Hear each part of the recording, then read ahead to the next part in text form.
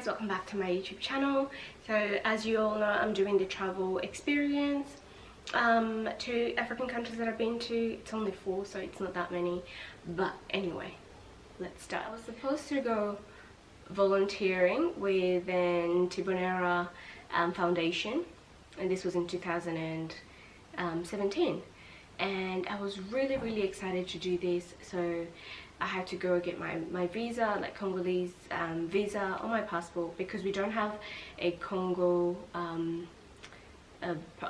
embassy in Australia. I had to send my passport either to the UK or to, I think, China or Japan.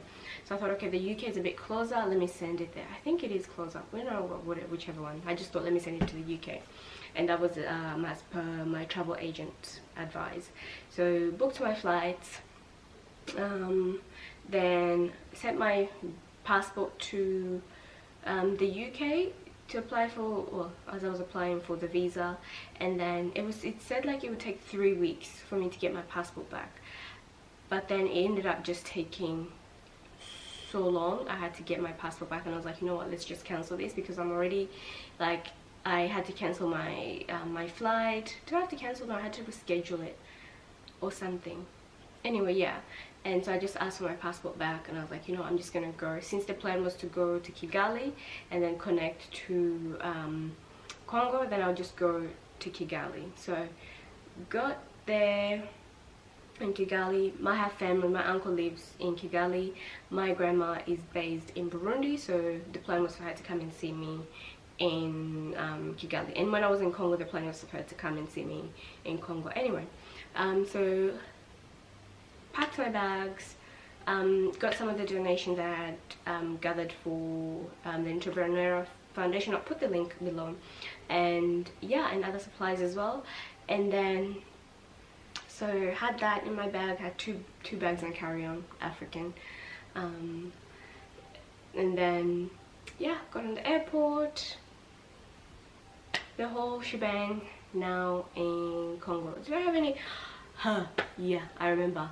Ethiopian Airline. One thing I love about them is that the fact that they don't really care about the luggage, like how much you've carried. Yeah, they really don't care about that. But the Ethiopian airport is seriously like a market. They, like, you will ask a question and this person is speaking to you in a different language. It was just crazy. But the food on the flight was really good, but just at the airport itself was just too crazy. Anyway, so got there, got to connect from there to Kigali airport. Bravo, like, it was very organized. Got out, I'd say a maximum of 10-15 minutes. I did not apply for my visa, because you can apply you can buy it on arrival, pay for it on arrival. And surprisingly, when I got to the airport, people were speaking to me in Kinyarwanda, and I was like, I don't speak Kinyarwanda. You should learn your language. And I'm like, I don't understand Kinyarwanda, I don't speak Kinyarwanda, I'm actually not from here. But anyway, that did not stop him. He just kept talking, and then I paid with my USD. And oh, another thing, when you travel to Africa, please have USD. As in, money doesn't work, they don't take it. And then also, if you take money out of the ATM, this is in Ethiopia, money out from the ATM, they won't change it to USD for you. So you just have to go with USD from here. That's just a tip that I learned. Anyway, so I got there now, got out, my uncle was there, my luggage was there. I was like, yay, you know, I haven't seen them in a really long time. So yeah, it was really good. We went, and my grandma, we went to pick her up from the bus stop the next day, and she was really excited. I'll put a video if I see them. She was really excited and was really exciting times. So, and then I got to see my granddad, my mom's father, that I haven't seen like millions and millions of years. Got to see my brother, my mom's brother. I got to see my cousins, one from my dad's side that came from Goma. Yeah, so she came from Goma to see me in Kigali, and then I had another cousin from Burundi that came with my tate to see me there in Kigali. So it was really good time, the family, and then I also celebrated my birthday. If I find a video, I'll put it there as well. So it was really, really nice. Yeah, and my mom's family is a bit like crazy, so we turned up. And then yeah, that was really good. What else happened? Oh, the first night when I landed, like my legs were swollen, super swollen, because the flight was from here to Singapore, or to Malaysia, and then Malaysia to Singapore, and we had to get out of the plane twice to be seated on the same bloody seat. And then from there we went to Ethiopia, and then from Ethiopia to Kigali. So it was a really, really long flight. My feet were swollen, but I love my matoke. I really like matoke. I like it in any way. I like it grilled, I like it fried, I like it like in, you know, sauce and stuff. Kigali is really, really well done, like everything's organized and stuff. And then we went to Gisenyi, because that was another experience, you know, seeing family that you've never seen before and stuff like that. So we sat down in Gisenyi. They came for the day, and afterwards I went back. And like from actually the border from Rwanda and Congo, like they just like that, and then you just walk.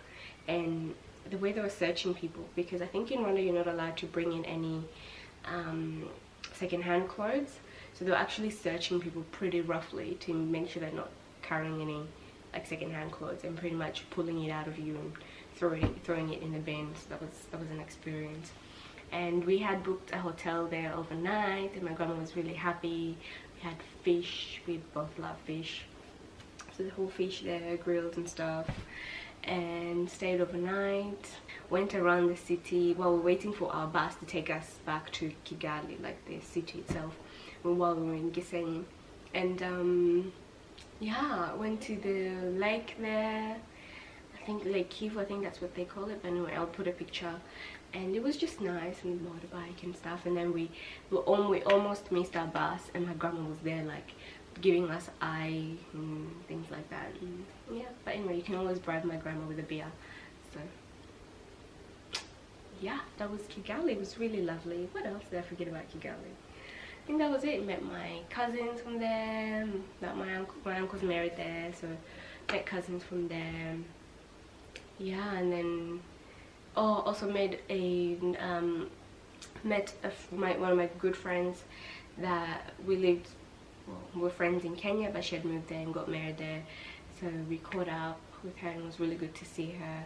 And then we had planned again to catch up on that Sunday, and then the next day I think I was leaving, but then my grandma's little sister passed away. I think little sister, yeah, passed away, and that's one of my the uncle that I was staying with, that's his mom. So yeah, everyone ended up packing on that Sunday and driving to Burundi, while the next day I had to say goodbye to, well, my auntie there and my cousin and stuff, and came back to, went to Tanzania. But yeah, so it was quite a good time and a sad time at the same time, but I really, really enjoyed Kigali, and I would highly recommend it. I didn't do much of the tourist stuff either. I think it was just like mostly strictly family and pretty much eating. I travel for food, so anywhere I go, like, you know, there's gonna be food, I'm gonna be eating, and that's about it. Yeah, anyway, so next video it's gonna be TZ, and I loved and still love TZ, and I should come down and I shouldn't do this, but it's okay. I love TZ. I love